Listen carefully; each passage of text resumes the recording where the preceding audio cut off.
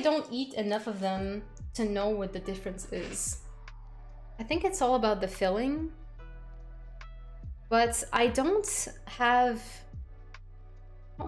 them very often. Even when I go to restaurants, growing up, okay, I am understanding how to answer this question as I am answering question Team R&B. Thank you for the bits, hold on.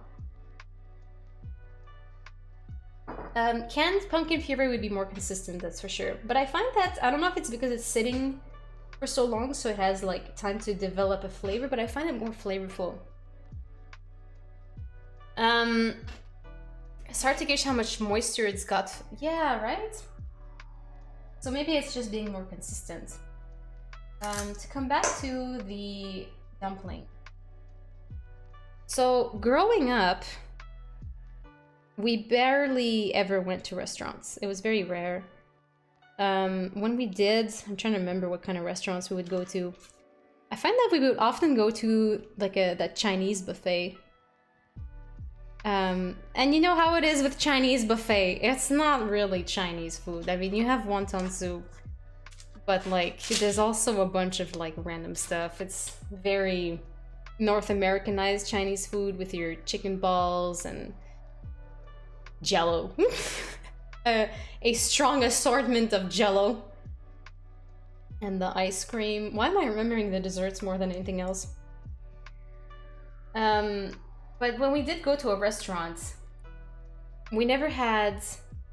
It was always only for main meals. We never had entrees or appetizers, and we never had desserts. So when I started later on in my life going out with friends to restaurants and they were getting appetizers and desserts, I was like, what are you doing? That's too much.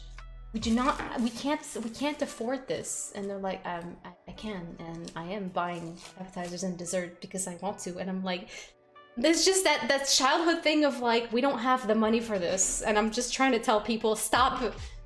Appetizers are illegal. So I still have that, I still hold on to that. It's really hard when you grow up frugal to not be frugal as an adult. I have my husband like forcing me sometimes to buy things. And I'm like, we can't afford this. And he's like, yes, we can. You need to relax. And we're gonna eat this and you're gonna be happy. Okay. But what I'm trying to say is, I so very rarely go for gyoza or pot stickers or any sort of that kind of thing because that's usually in the appetizer section, right? And I'm like, we gotta go for main meal.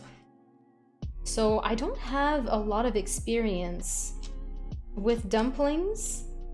The experience I have is from making them myself or from buying frozen dumplings from bags in like at the grocery store, which I find is not a fair assessment of what that represents for that culture, right? So like I usually buy Chinese pot stickers, I guess, at the store from the frozen section, but I don't want to judge them based on that quality.